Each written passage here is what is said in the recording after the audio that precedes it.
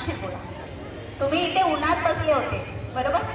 एखादा रोबोट तुम्हाला इथे शिकवायला असता तर तुम्हाला आताच बसू दिलं असतं. पण वाघ सरांनी ओळखलं की उन्हात बसलेल्या बिचाऱ्यांना त्रास होतोय, त्याने तुम्हाला हळूहळू हळूहळू मागे नेलं सावं. हे कोण करू शकतं? मशीन. सर शिक्षक की मशीन?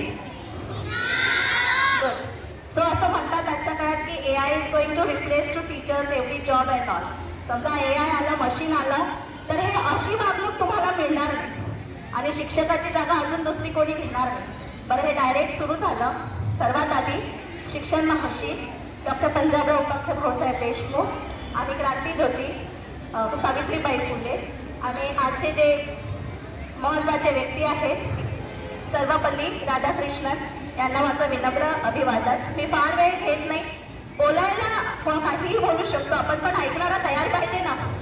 तिकडे मुलं आपल्याच नोंदीत आहेत. आता तुम्हाला सावलीत बसवलेलं आहे त्यामुळे बोलणाऱ्याकडे लक्ष द्या, बरोबर की नाही. मी फारसं काही बोलणार नाहीये. सगळं तुम्हाला मॅडमनी विद्यार्थ्यांनी सांगितलेलंच आहे. राधाकृष्णन हे पहिले उपराष्ट्रपती होते आणि दुसरे राष्ट्रपती होते आपल्या स्वतंत्र भारताचे.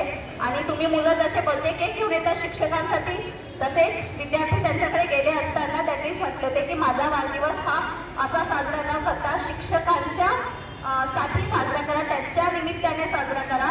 कारण चाणक्यांनी म्हटलेलंच आहे की शिक्षक की गोद में प्रलय और नवनिर्माण दोनों पलते हैं. आता जर का तुम्हाला डिसिप्लिन नाही शिकवलं तर हा प्रलय झाला समजा. आणि काही शांत मुलं आहे बघा, हा कसा शांत उभा आहे, तिथे काही शांत बसलेले आहेत, त्यांनी निर्मिती झाली समजा आपल्या समाजाची. आता तुम्हाला ठरवायचं आहे की तुम्हाला प्रलय बनायचं आहे की समाजाचा रक्षक आणि निर्माता बनायचा आहे. आमचा तर प्रयत्न पॉझिटिव्हच असतो. एक छोटीशी स्टोरी सांगते त्या दिवशी घडलेली. तुमच्यामध्ये शिस्त खूप ओतप्रोत वाहते. कनाके सरांकडे एक पालक आले, तुमच्याचपैकी मुलांपैकीच एक पालक होते.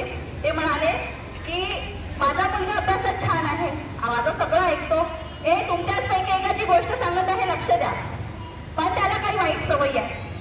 जसा तो जेवता जेवता टीव्ही पाहणार, अभ्यास करायच्या वस्तू इथे तिथे ठेवून देणार, शिस्तीची कमतरता आहे. त्याला त्याच्यातल्या वाईट सवयी तुम्ही काढू शकाल तर मला फार फार आनंद होईल.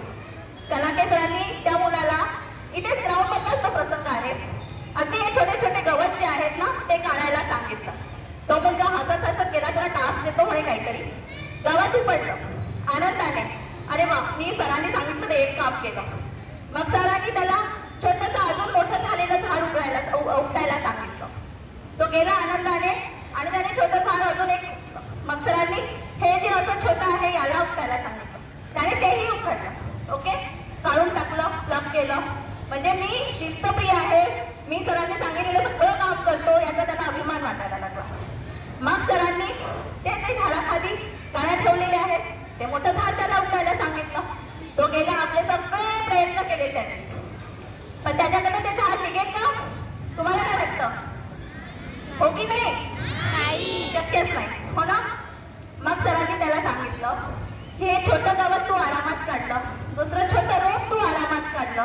ह्या वाईट सवयी जेवढ्या छोट्या असतात, कमी आयुष्यात असतात, त्या आरामात निघतात. एकदा का त्यांनी पक्क घर केलं, पक्क मूळ बनविलं तर त्या आयुष्यभर निघत नाही.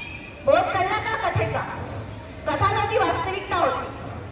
तुमच्यामधल्या वाईट सवयी इतक्या मजबूत नका होऊ की त्या तुमच्याकडनं इच्छा झाल्या तरी निघणार नाही. कळलं का? कनाके सरांनी दिलेला तो मेसेज तुम्हाला समजला का? एवढं छान ही मुलगी इथे बोलली, पण जर इथे ती प्रार्थना करताना शांत राहिली, डिसिप्लिन राहिली, हे समोर उभे असलेले विद्यार्थी म्हणजे नाही मलाही शांत व्हायचं. तुमच्यात एक मोठा प्रॉब्लेम आहे, तुम्हाला वेळेचं महत्व कळत नाही. आता तुम्ही जास्त लांबला तर मला तुम्हालाही वेळेचं महत्व कळत नाही, हो ना. इतके व्यवस्थित विद्यार्थी आहात तुम्ही, तुमचं family background is very good, you find very very nice, study point of view is also very good. A little bit deficiency in you is that you have lack of discipline. Little discipline. जसं तुम्ही शिस्तीत जाता ऐकणं किती छान दिसतं, अप्रतिम दिसतं, तसंच तुमची मधली सुट्टी झाल्यावर तुमच्या अंगात कोणतं भूत संचारतं कळत नाही. एकमेकाला धक्के टुक्के देऊन निघे. सुट्टी झाली तर मी कधी जातो बाहेर, असं जसं बाहेर तुमचा सत्कार होणार आहे. जर तुम्ही शिक्षकांना खरंच मान देता, त्यांना खरंच महत्वाचं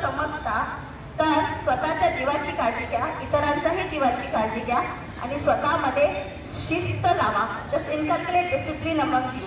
that will be very very beneficial. आता मी पण उन्हात होती आहे, थकली मी पण. Okay fine. Thank you for nice celebration from your side for the Teachers' Day. I may always fire you girls, but this is for your betterment. Always mind it. Improve yourself.